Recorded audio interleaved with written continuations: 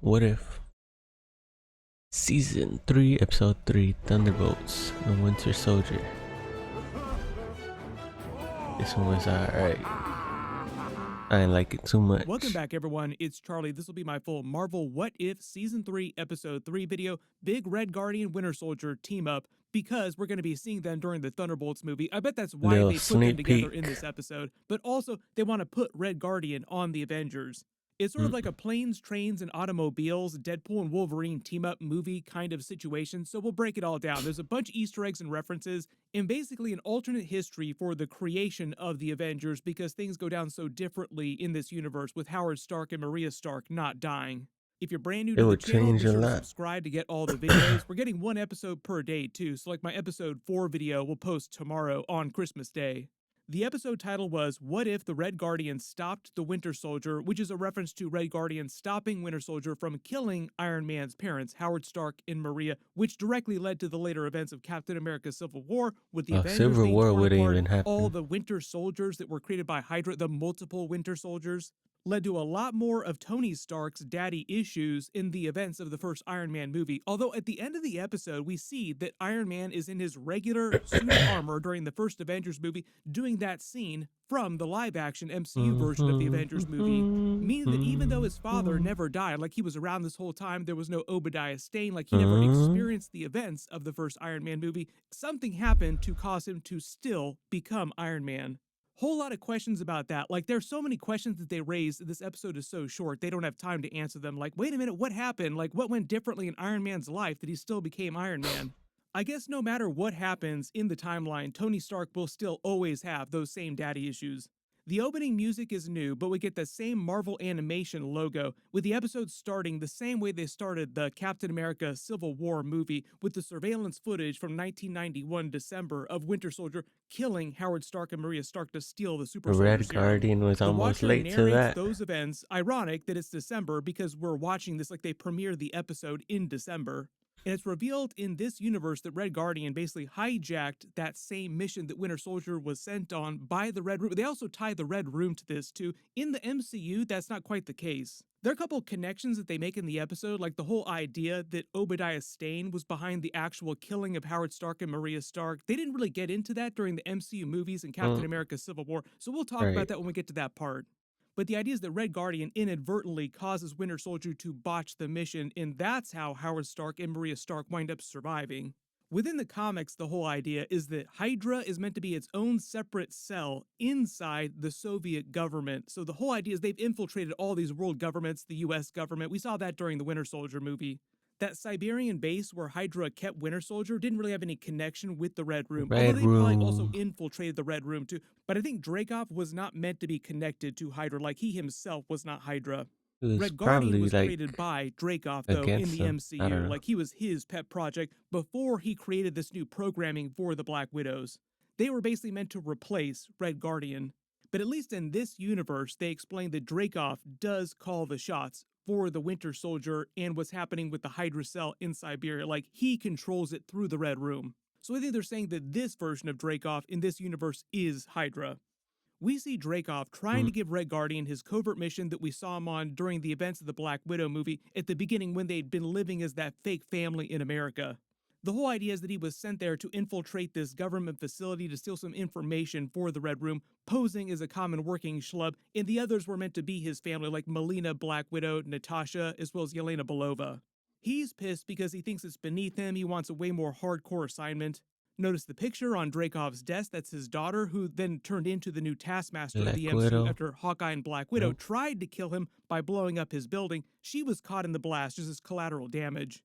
As you probably saw, Taskmaster will be back in the Thunderbolts movie. She's in the trailer, but she's not in a lot of the later trailer footage, so we'll see what happens to her later in the movie. They might kill her off. Dreykov mentions an American sleeper agent called the Rook, which we find is the Obadiah Stane, who basically sold out Howard Stark to the Russians in exchange for them killing him, because he wanted to take over Stark Industries, so he wanted Howard Stark dead. So he basically told them, you can have the Super Soldier Serum for yourselves, but you have to kill Howard Stark for me so that I can have the company.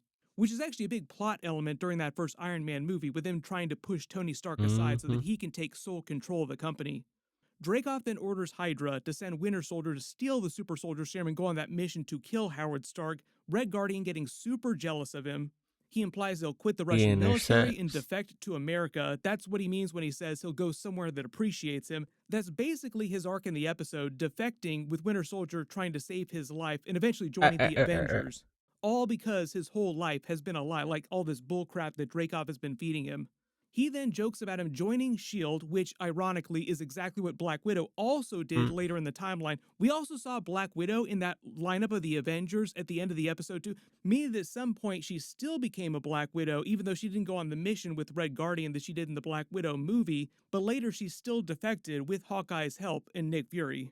So it does seem like a lot of later events in the MCU still went down in very similar ways, even though some key plot points were very, very different. The episode is mostly meant to be a road trip comedy, that's why I made the planes, trains, and automobiles comp. I think they were also kind of going for a lot of the energy of Deadpool and Wolverine, where it's like an action comedy, basically.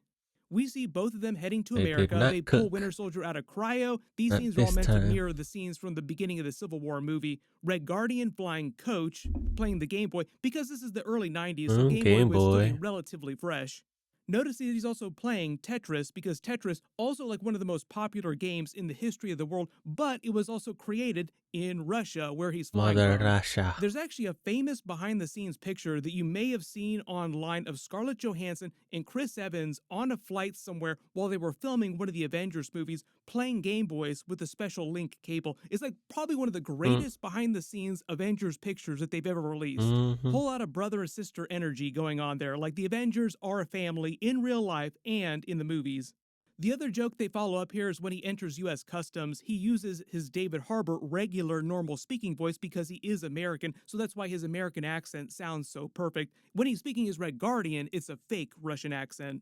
Some of you may have even spotted some of the moments during the Thunderbolts trailer where he slips into his American accent on accident. This scene where Winter Soldier is taking out his limousine, you can kind of hear his American accent just a little bit poking out. Like, nope, gonna have to redub that. Guardian then hijacks Winter Soldier's mission, trying to get in on the win, because if he brings back the Super Soldier Serum, he thinks he'll be celebrated by the Red Room and Dreykov. Winter Soldier's energy here is very much like Bucky's energy during the Thunderbolts trailer, like zero tolerance for the nonsense of Red Guardian or any of these other characters. Sebastian Stan also said there's a lot of this in the Thunderbolts movie too, like he brings them together as a team, but for a lot of the movie, he really, really wants to kill them. Their whole fight scene here is meant to be a parody of his fight with Captain America in the Winter Soldier movie. Great fight, like probably one of the best fights that they've ever done in the MCU. But this time, Red Guardian is using his shield, and he's in his prime too, which we haven't seen before. All of his fight scenes we've seen so far in the MCU were in the Black Widow movie, and it wasn't so much a fight scene as it was him trying not to get killed by Taskmaster. My assumption is they'll give him some stronger moments during the Thunderbolts movie, like they'll give him a couple big wins. He needs that. Typically, though, the movies are also just content to use him for comedic relief. They actually make a pretty big deal about his shield during this episode, and if it wasn't clear, it's not made of vibranium the way the Captain America's shield is, like it's just made of normal metal. He winds up causing Winter Soldier to botch the mission because the cops show up before he can kill Iron Man's parents, and they wind up destroying most of the Super Soldier Serum. Dreykov gets really pissed at him for the first time. Red Guardian makes a crack about the Red Room, and then they also reveal this is meant to be Bucky's first failure while he was full-on Winter Soldier.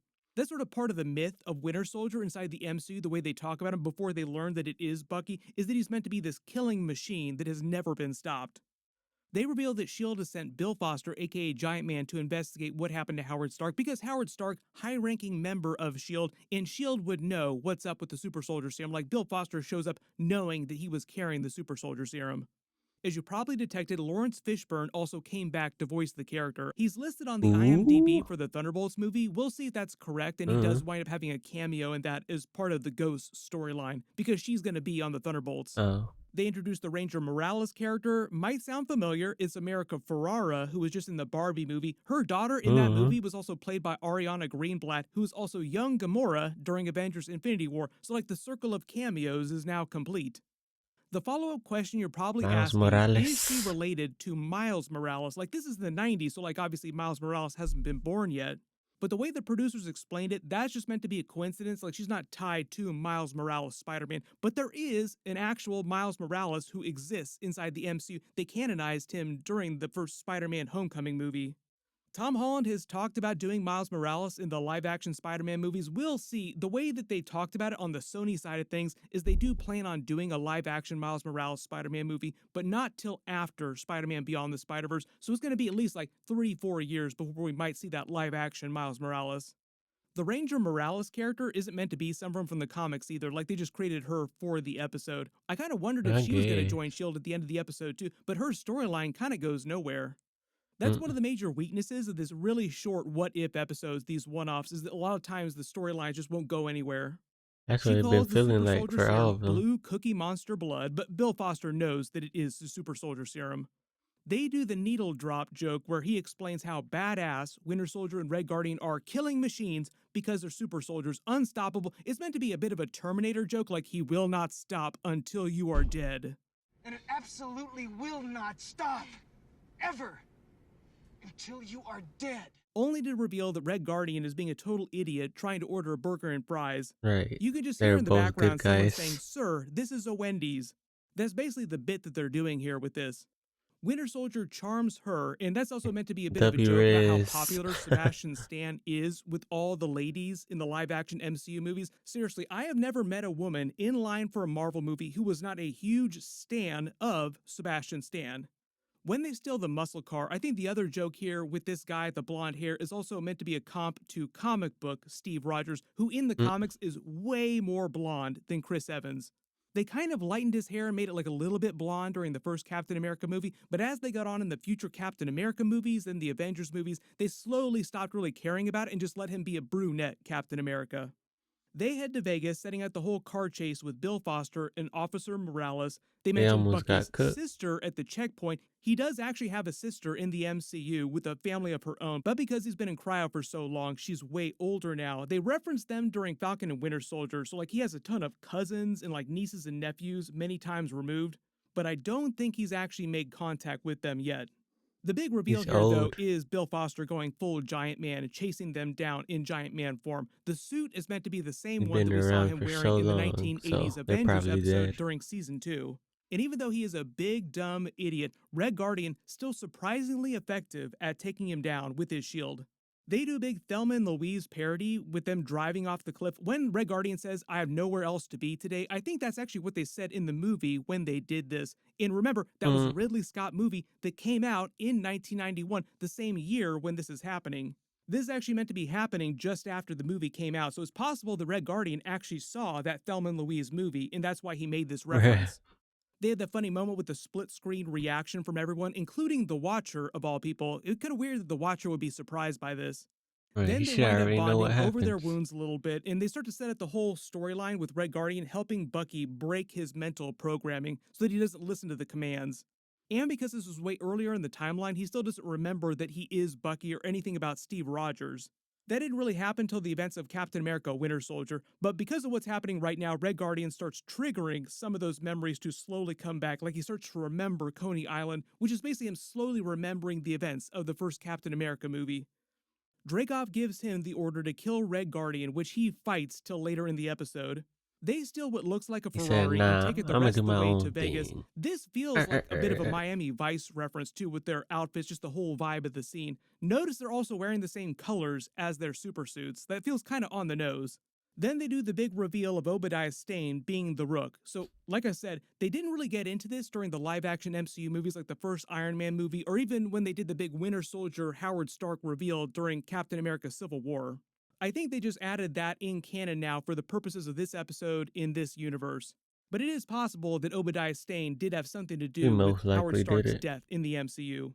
He claims he sold Howard Stark out to the Red Room, and in exchange, they were going to get the super soldier serum and kill Howard Stark for him so that he could control Stark Industries. Like I said, this is basically something that he does during the events of the first Captain America movie too, trying to take over control of the company from Tony Stark. I just did a big Ironheart trailer video, so I'll post a link for that in Ironheart. the description below. But during that, we actually She see was footage just in of the Zeke last one. Stane, his son, who's going to be teaming up with Riri Williams. I don't know if he's going to be karate kidding her during the episode or if they'll wind up making him a good character who actually tries to help her.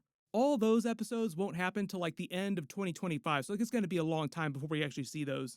Red Guardian then realizing who Obadiah Stane is has a crisis of faith when he realizes the Red Room has been feeding him a whole bunch of bullcrap and they've been working with capitalist pigs themselves. So like his whole life has been a lie. He questions everything. They've been working Winter for the Soldier bad also guys the then whole reveals that time. Dreykov ordered him to kill him, which leads him to want to defect. Like, okay, fine, that makes up my mind. I'm not going back to Russia now. They kill Obadiah Stane after he tries to kill them. Like I said, this changes a lot of future plot for Tony Stark Iron Man. Because remember, the whole reason why he became Iron Man in the first place is because he was attacked by the Ten Rings who were in league with Obadiah Stane. So the reason why he became Iron Man in this universe would have had to have been totally different. Like some other big WTF event. You can let me know in the comments what you think that was, like what caused him to become Iron Man. Bill Foster and Morales show up to chase them through the casino again. He goes Giant Man again, chasing them through the strip. They have a pretty decent fight scene here too. Like they show off their super soldier abilities and how they would work against Giant Man. There is an Olympia billboard in the background that made me think of the Eternals, but from the comics. In Marvel Comics, Olympia is where their secret base is meant to be, not the Domo ship like the MCU. Not to be confused with Mount Olympus, which is where the Greek gods in the Marvel Comics actually live, who live on Earth. In the MCU, it's a little bit different. Like in the movies, they got a little muddled with that. Russell Crowe's Zeus in the MCU, the other Greek gods, mostly just live on Omnipotent City because he was currently the god of gods of the MCU, basically like the king of all gods. They get cornered in the abandoned casino, and Red Guardian helps Winter Soldier override his programming commands. Like they reveal that Hydra does have a man on the ground right there trying to shout commands at him. He destroys the last remaining super soldier serum, meaning that the Russians and Hydra never get more super soldiers. They make it seem like they both wind up escaping, like they both make it through Bill Foster and Morales, all the police here. Winter Soldier goes back to Hydra of his own accord so that he can lie to Dreykov about killing Red Guardian so that he won't continue to try and go after Red Guardian. Revealing that he's hiding out somewhere in America as a gym teacher, speaking with his normal David Harbour American accent, using the name Bob Toledo, which he was supposed to use as his cover name when Dreykov was going to send him on that Black Widow spy mission. Bill Foster shows up Nick Fury, Iron Man post-credit style, to recruit him to S.H.I.E.L.D. and eventually the Avengers. Like they played the Avengers theme music with him doing the poster pose with his shield in front of that American flag. This is meant to be a direct Iron Man post-credit scene comp, like I'm here to talk to you about the Avengers Initiative. Then they jump forward in time, show the Avengers Battle of New York, this time with Red Guardian fighting with them, and Captain America too, meaning there's 7 original Avengers in this universe, and the others also have this funny moment with the looks on their faces, like they kind of can't stand Red Guardian just because he's a big dumb animal. We will see both of them come back during the Thunderbolts movie, which is happening right after Captain America 4, Brave New World. The whole reason why I think they did Red Guardian joining the Avengers in an episode here is because they're kind of doing that during the Thunderbolts movie, but with the Dark Avengers. Part of the whole thing in that movie is that the asterisk in the Thunderbolts title is like the temporary placeholder for the Avengers. Like Val is going to put together her own new Avengers team and is going to be the Thunderbolts characters. Sebastian Stan's Winter Soldier is basically going to be the one to put that team together. Sebastian Stan also separately talked about trying to get Marvel to make a Winter Soldier TV series about his missions during the Cold War era when he was still Hydra. Like, what was he doing before he tried to kill Howard Stark? That would probably be how they end the series. Like, they end the series with him going on the mission to kill Howard Stark. Maybe someday Marvel will do that because that feels like a slam dunk series, just like Winter Soldier tearing it up on a whole bunch of missions, killing people. But there's a bunch of big stuff coming up this week. We're getting a new episode every day. My episode 4 video will post tomorrow. It's supposed to be the Howard the Duck episode. We also have a Skeleton Crew episode 5. I'll post that video tomorrorow too. And because it is Christmas Day, everything's coming so fast. I'll try to get those videos out as fast as possible. Gonna be moving a little bit slower on Christmas Day. Thanks for watching. Please like, subscribe, and all that.